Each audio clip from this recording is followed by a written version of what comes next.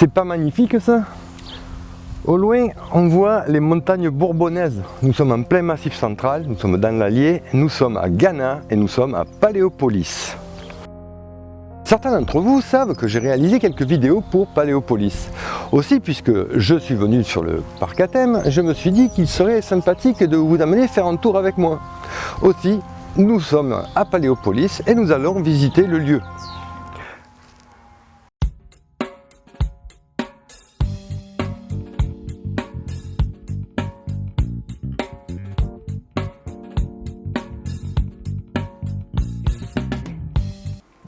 En plein centre de la France, situé non loin de Clermont-Ferrand, le parc Paléopolis, outre ses aires ludiques à vocation pédagogique, présente principalement deux bâtiments abritant le musée par lui-même. Le premier est consacré à la minéralogie et détaille tous les types de minéraux présents dans notre sol. L'ensemble étant classé par région et agrémenté d'explications sur le sujet. Mais ce qui nous intéresse réellement, c'est le musée de paléontologie. Divisé en plusieurs salles sur plus de 200 mètres carrés, celui-ci nous réserve de belles surprises. En effet, comme nous allons le constater, ce musée possède une superbe collection. Alors, sans plus attendre, entrons dans l'antre paléontologique.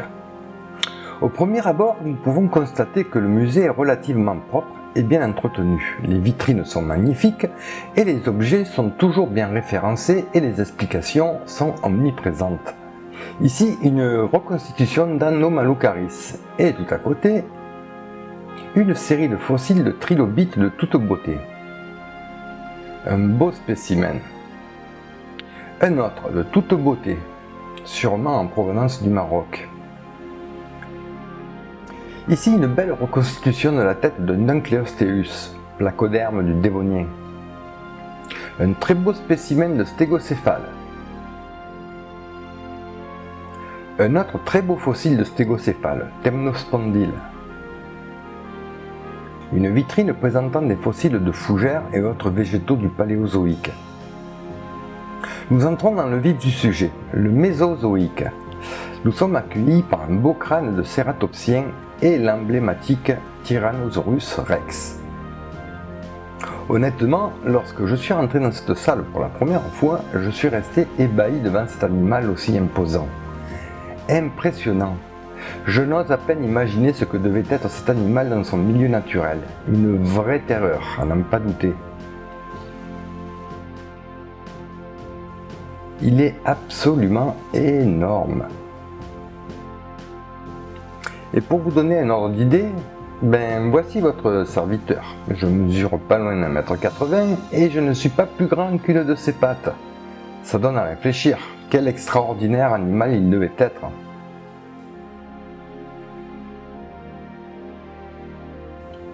À ses pieds, nous avons un petit psittacosaure, un cératopsien, et non loin, un de ses cousins, le Protocératops, un autre petit cératopsien. Quant à l'arrière, on découvre le squelette de mon théropode préféré, Allosaurus. Les vitrines sont toujours aussi bien fournies et bien expliquées. Nous avons ici un crâne de dinosaure autruche, un Strutiomimus, et sa reconstitution. Un crâne de notre psittacosaure et un magnifique pachycéphalosaure, certainement juvénile, vu les aspérités bien saillantes. Une mandibule de T-Rex,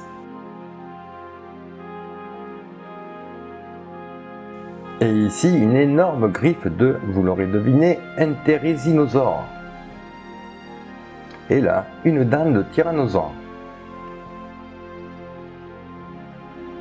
Une magnifique reconstitution d'un fossile de psittacosaure. Ah, j'imagine le paléontologue qui découvre un truc pareil.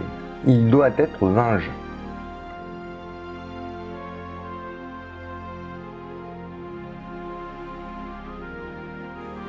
Le crâne du Triceratops et le terrible allosaure, la machine à tuer par excellence du Jurassique. Regardez ses griffes. Svelte, léger, rapide, il devait être vraiment terrifiant.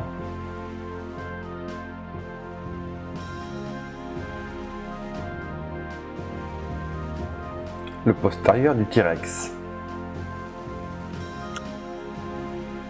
Nous voilà devant les reptiles marins. Un pliosaure, un crâne de mosasaure, une belle ammonite, un superbe bloc d'ammonite. Ici donc un plésiosaure,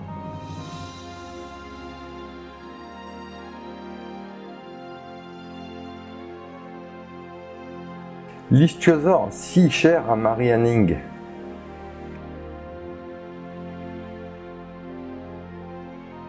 un face-à-face avec Gastornis, une vitrine riche en ossements d'un rhinocéros du Cénozoïque, le Diaceratherium lemannense. Ici, la mandibule. Pour la petite histoire, c'est sur le site du parc qu'en 1993 fut découvert les ossements fossilisés de ce rhinocéros.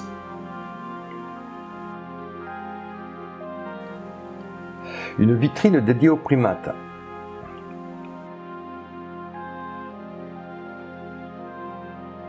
Un squelette d'Australopithecus afarensis que l'on ne présente plus, découvert par Yves Coppens en 1974, la célèbre Lucie. Et en parlant d'Australopithèque, voici leur vitrine. Et toujours bien expliqué.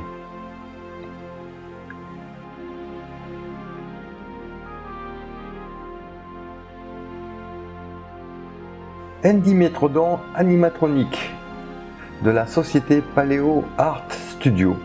Et comme nous sommes dans un parc ludique, un jeu vidéo. Nous voici dans une salle consacrée à l'univers de Jurassic Park, dont Paléopolis a pu avoir les droits. Là-haut, un Vélociraptor animatronique. A noter qu'il a les bonnes proportions, contrairement au film. En voilà un autre sur le toit du Land Rover.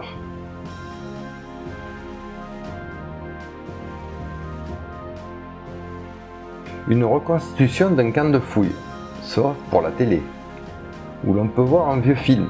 Si je ne m'abuse, il s'agit du Monde perdu de 1925. Le Triceratops, ça peut le faire, mais le T-Rex, ils étaient loin du compte. Le Vélociraptor, un mammifère à dents de sabre. Ici, nous sommes dans une autre salle, très bien remplie comme vous pouvez le constater.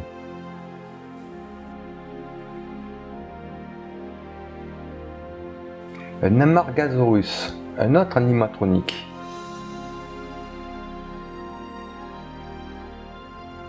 Retour au ludique avec la course au Vélociraptor, un jeu interactif. Vous allez voir madame courir comme un Vélociraptor. Allez madame, courez, courez! Attention madame, attention, il y a un brachiosaure, attention, aïe! Elle s'est mangé le brachiosaure. Un Diplodocus. Un ornithopode. Ah, c'est pas magnifique ça, un Quetzalcoatlus à taille réelle. Un terrifiant mosasaure.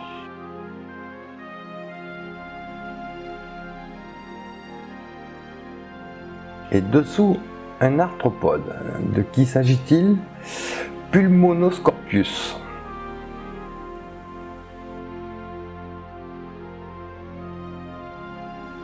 Retour sur le ptérosaure. C'est impressionnant. Dire que ça volait, on se demande comment.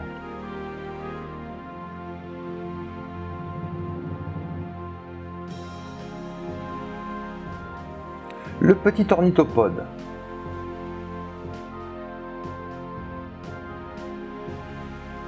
Tarbosaurus, un tyrannosauridé asiatique.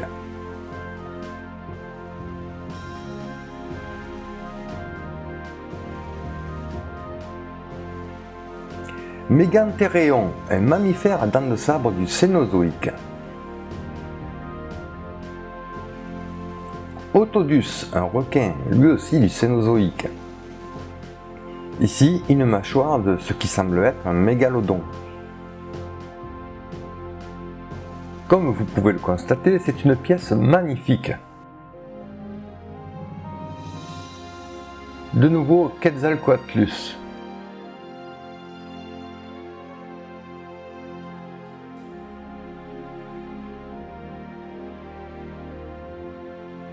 Je suis très impressionné par son crâne, c'est immense.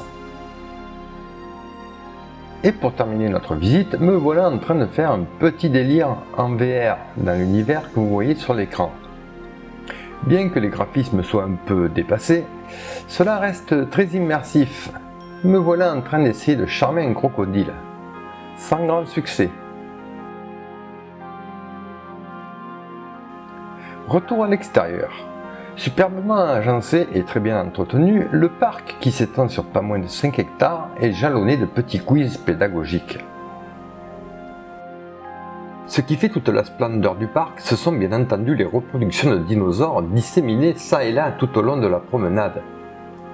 Les reconstitutions très réalistes sont réalisées par le paléoartiste Cyril Jung, sous les directives morphologiques d'un paléontologue. Ainsi, par exemple, la reconstitution d'Archovenator escotae a été suivie à chaque étape de sa réalisation par le paléontologue Thierry Tortosa, celui-là même qui l'a étudié lors de sa découverte. En outre, pour un plus grand réalisme, certaines reconstitutions sont animées et produisent des sons. Pour info, on peut retrouver d'autres créations de Cyril Jung dans le célèbre Vulcania, un autre parc à thème auvergnat. Pour conclure cette visite, sachez que le parc propose pour les jeunes paléontologues en herbe des ateliers et autres activités récréatives et pédagogiques, fouilles, moulage, art pariétal ou encore minéralogie. Bref, vous l'avez compris, je suis tombé sous le charme de ce parc. Et je précise bien qu'il ne s'agit en rien d'une vidéo sponsorisée. Je n'ai pas fait cette vidéo à leur demande, j'ai juste profité de cette balade pour réaliser une vidéo d'un format différent. Donc je compte sur vous pour me faire reconnaître votre sentiment sur ce format dans les commentaires. Et qui sait, si vous aimez, à l'occasion je pourrais en faire d'autres. Si je suis mieux équipé question matériel. Comme d'hab, si vous avez apprécié, je compte sur vous pour un petit pouce bleu. Allez, prenez soin de vous et à la prochaine. Bye bye.